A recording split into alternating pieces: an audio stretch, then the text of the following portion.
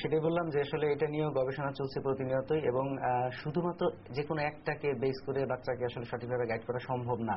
তবে একটা জিনিস বলে রাখা দরকার, যেমন আমরা যদি আমাদের অতীতকে একটু তাকাই, যে আগে কি হতো, স্কুলে শিক্ষকরা খুব মারধর করতেন এবং আশা করতেন যে এটা তারা পড়া পড়ে আসবে, হয়তো ভয়ে বাচ্চা করে, সেই পড়াটা তৈরি করে। কিন্তু এখন আমরা কি দেখি, শিক্ষকরা কিন্তু এই বিষয়ে তাদের মানসিকতাকে পরিবর্তন করেছেন। এখন কিন্তু বাচ্চাদেরকে ওইভাবে মারধর করা হয় না। তাই বলে কি আগের বাচ্চাদের তুলনায় এরা মানে মানসিকভাবে বুদ্ধিভিত্তিকভাবে পিছিয়ে, তা কিন্তু না। তার মানে এই দিক থেকে আমরা স্কুলিং এর একটা ব্যাপার দেখলাম। ঠিক একইভাবে বাবা মার ক্ষেত্রে আমরা জানি যে বিভিন্ন ধরনের প্যারেন্টিং স্টাইল আছে, কারণ অভিভাবকত্বের ধরনের উপরও নির্ভর করে যে সন্তান আসলে কি ধরনের আচরণ করবে। এবং সেই ক্ষেত্রে আমরা কর্তৃত্ব পরায়ণ, তারপরে উপেক্ষা করা বাচ্চাদেরকে, এই ধরনের বিভিন্ন ধরনের কিছু পাই। তো আসলে যেটা হয় যে যেসব আচরণ মানে গ্রহণযোগ্য না বা সমাজ স্বীকৃত না, সেই বিষয়গুলোকে পরিহার করানোর জন্য তাকে অবশ্যই ধমক বা বকা দেওয়া যেতে পারে। যেমন একটা বাচ্চা গালি দিলেও আমরা এখানে দুইটা জিনিস খেয়াল করতে পারি, যে গালি দিল, যখন সে কথা বলা শুরু করে তখন গালি দেওয়াটাকে সবাই হেসে মানে খুব আনন্দ পায়। এতে কি হয়, বাচ্চা কিন্তু একটা পজিটিভ রিএনফোর্সমেন্ট পায়, যার ফলে সে এই গালিটা সে আবার দেওয়ার চেষ্টা করতে পারে। কিন্তু এটা তো আসলে কাঙ্ক্ষিত আচরণ না। সেই ক্ষেত্রে তাকে অবশ্যই ধমক বা বকা দেওয়ার প্রয়োজন আছে, বা তাকে সুন্দর করে বুঝিয়ে বলা যেতে পারে। তো যেটা দেখা গেছে আসলে বেশিরভাগ ক্ষেত্রে বাচ্চাকে যদি সুন্দরভাবে মানে বুঝিয়ে গুছিয়ে বলা হয়, এক্ষেত্রে বাচ্চারা বেশি গ্রহণযোগ্য আচরণ করে। তবে অবশ্যই ওই ক্ষেত্রেও খেয়াল রাখতে হবে যাতে তারা প্রশ্রয় না পায়, সেই জন্য কঠোরতারও কিছু প্রয়োজন রয়েছে। আচ্ছা, স্কুল সম্পর্কে এবার আসে। অনেক সময় দেখা যায় বাচ্চারা যখন প্রথম স্কুলে তাদেরকে ভর্তি করা হলো বা স্কুলে যাওয়া শুরু করলো, প্লে গ্রুপ, তো তখন দেখা যায় প্রথম তারা স্কুলে যেতে চায় না। তো বাবা মারা বেশ সমস্যার সম্মুখীন হন। এ থেকে উত্তরণের উপায় কি, বা এক্ষেত্রে বাবা মার ভূমিকা কতখানি? আচ্ছা, ধন্যবাদ। তো এক্ষেত্রে আসলে বোঝার বিষয়টা হচ্ছে যে বাচ্চা কিন্তু বড় হয় এক পরিবারের মধ্যে, এবং তার সবচেয়ে কাছের এবং নির্ভরযোগ্য জায়গা হচ্ছে বাবা মা। তো একটা বাচ্চা যখন স্কুলে দিতে যাচ্ছে তখন কিন্তু সে একটা নতুন পরিবেশের সাথে নিজেকে পরিচয় করায়। তো সেই ক্ষেত্রে বাবা মা যেটা করতে, মানে বাবা মাকে ছেড়ে গেলে তার মধ্যে যে জিনিসটা প্রথমত ডেভেলপ করে সেটা হলো নিরাপত্তা বোধের অভাব, যেটাকে আমরা সাইকোলজিক্যালি ফিলিং অফ ইনসিকিউরিটি বলি। তো এখন এই ক্ষেত্রে তো আসলে বাচ্চাকে স্কুলে না দিয়ে পারা যাবে না। তো প্রথমত তাকে সেটা সম্পর্কে কিছু ধারণা দেওয়ার চেষ্টা করা, যে এরকম স্কুলে যেতে হয় এবং এটা পড়াশোনার জন্য, পড়াশোনার প্রয়োজনটা, এবং স্কুল যে এখানে একটা নিয়ম কানুন শেখারও একটা ব্যাপার আছে, সেই বিষয়গুলো ব্যাখ্যা করা। এবং তার মতো অনেক বাচ্চারা যে স্কুলে যাচ্ছে এবং তারাও যে বাবা মা ছাড়া ওখানে আছে, সেই জিনিসটা তাদেরকে বুঝতে দেওয়া, এবং বাবা মার একটা কেয়ারিং এর মধ্যে থাকা, যে বাচ্চা যেন তাকে সময় মতো পায়। এবং একই সাথে এটা নিশ্চিত করা যে স্কুলে কোনোভাবে সে যাতে কোনো রকম নেতিবাচক মানসিক প্রভাবের সম্মুখীন না হয়। অনেক সময় অনেক বাবা মা আছেন যে বাচ্চাকে স্কুলে দিয়ে নিজের একটু রিলিফ পাওয়ার চেষ্টা করেন। সেই ধরনের কোনো অ্যাটিটিউড বাবার মাঝে থাকা যাবে না, যে স্কুলটা তার জন্য প্রয়োজন।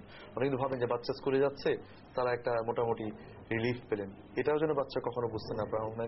সেটা একটা গুরুত্বপূর্ণ ভূমিকা থাকা উচিত। এটা অবশ্যই গুরুত্বপূর্ণ, কারণ শুধু বাবা মা রিল্যাক্সিং বা রিলিফের ব্যাপারটা দেখলে হবে না, সন্তানও সেখানে রিল্যাক্সড ফিল করে কিনা এই জিনিসটা বোঝা খুব জরুরি। আরো একটা জিনিস, যে স্কুলে হয়তো বাচ্চা গেল, প্রথম বেশ কয়েকদিন গেল, কোনো সমস্যা হচ্ছে না, কিন্তু এরপরে আবার সে স্কুলে যাওয়ার ইচ্ছে পোষণ করছে না, সেক্ষেত্রে কি সমস্যা মূল কারণ হয়ে দাঁড়ায়, বা এক্ষেত্রে বাবা মা বা স্কুলের ভূমিকা কতখানি? আচ্ছা, ফাইন। তো যেটা আপনি বললেন যে স্কুলে কিছুদিন যাওয়ার পরে তারপরে যদি সে যেতে না চায়, তাহলে প্রথম বিষয়টা হচ্ছে আমরা এখানে আইডেন্টিফাই করতে পারি যে কেন সে এই কয়েকদিন গেল, বা কেনই এখন সে অফ করে দিতে যাচ্ছে। সেক্ষেত্রে যে বিষয়গুলো হতে পারে, যে একটা হলো স্কুলের এনভায়রনমেন্ট বা পরিবেশটা তার কাছে গ্রহণযোগ্য হলো কিনা।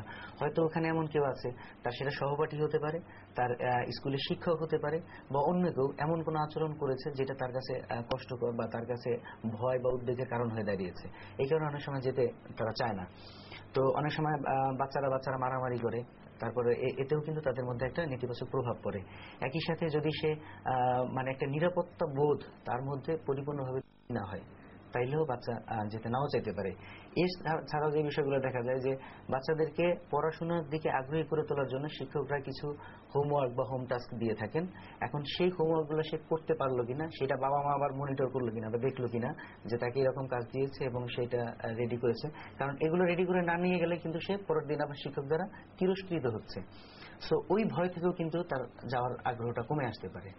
তো এই জন্য আসলে সেই জিনিসগুলো খেয়াল করা দরকার, যে বাচ্চার এরকম কোনো প্রতিকূল পরিস্থিতি সৃষ্টি হলো কিনা। ম্যাডাম, উনি তো অনেক বলেছেন, আপনার কাউন্সিলিং সেন্টারের ক্ষেত্রে এই ধরনের কোনো সাহায্য সহযোগিতা বা আপনারা করে থাকেন কিনা? হ্যাঁ, ধন্যবাদ, করে থাকি।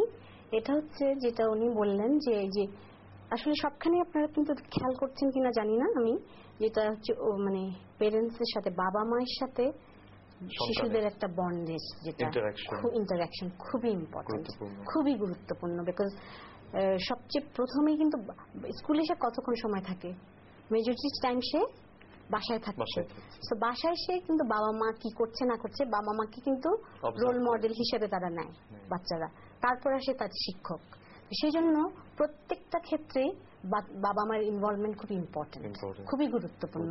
যে আমার বাচ্চা সঠিক নির্দেশনা আছে কিনা, সঠিকভাবে সে শিক্ষাটা নিতে পারছে কিনা। আমি যে স্কুলে দিয়ে চলে আসলাম, আমার দায়িত্ব শেষ না এখানে। আপনি যেটা বললেন যে অনেক বাবা মা সেটাতে রিলিফ ফিল করেন, কিন্তু বাচ্চা সেখানে কতখানি কমফোর্টেবল, সে কতখানি সে সেখানে আনন্দ পাচ্ছে বা কতখানি সে শিখতে পারছে, সেটা খুবই গুরুত্বপূর্ণ। এবং সেই জন্য বাবা মায়ের এখানে ইনভলভমেন্টটা কাদের সাথে, টিচার, শিক্ষকদের সাথে, যে আমার বাচ্চার প্রোগ্রেস কিরকম, সে কি এখানে কমফোর্টেবল ফিল করছে কিনা, সে কি স্কুলে এনজয় করছে কিনা, এই বিষয়গুলো কিন্তু বাবা মাকে লক্ষ্য রাখতে হবে।